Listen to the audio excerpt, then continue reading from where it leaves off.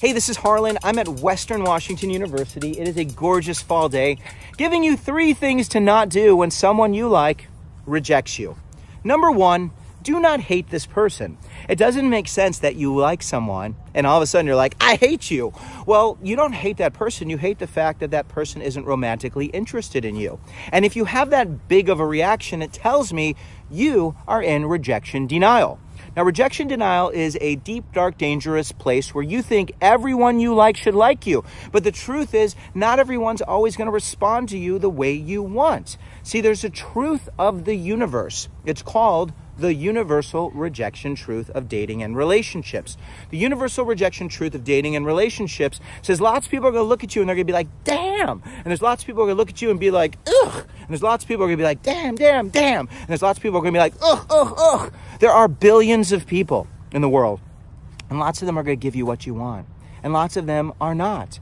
And those who aren't interested, it becomes something that is curious because you're so interesting, you're so dynamic, you're so attractive, you're so charismatic, you're so intelligent, and anyone who gets to be in your life is one of the luckiest people in the world, right? Number 2, do not let one person determine your value. Now, when you start a conversation, you have value. And whether or not that person wants what you want, you still have value. The problem is we get so worried and so focused on what other people want that we let them determine our self-worth. But your self-worth belongs to you. And the way to have as much self-worth as possible is to do something I call train. You train in a thong, a metaphorical thong. You put on your physical thong and you stand in the mirror and you look at yourself, and a thong is uncomfortable. Things hang out. It's very awkward. And you say, I'm going to change the things I don't love, and I'm going to work to tolerate the things I can't change. Then you put on your emotional thong, the things that make you uncomfortable between your ears. You say, I'm going to change the things I don't love, and I'm going to tolerate the things I can't change. And you take off the emotional thong, and you put on your spiritual thong. I don't know where you put that. But your spiritual thong is, what are the things you have that no one can take away? What are the things you have that give you joy, a sense of self, inner peace, balance? You must have those things.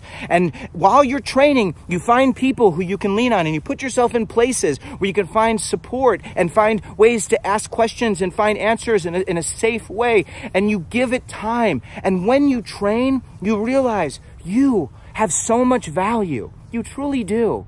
And anyone who gets to be in your life truly is incredibly lucky, because you are interesting, you're dynamic, you're charismatic, you're somebody who has so much to offer. So if someone isn't interested, it becomes even more interesting.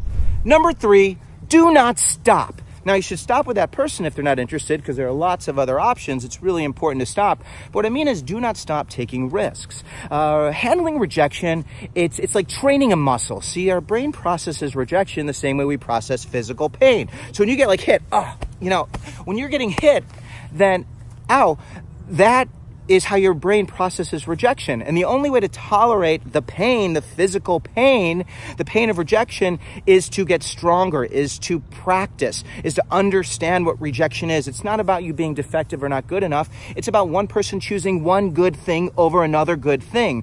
And if you can embrace this truth, and if you can train, and when you surround yourself with people and put yourself in places where you can learn to love you, it will be so easy to say what you think, to express how you feel, to listen to how people respond, to focus more on being interested as opposed to being interesting.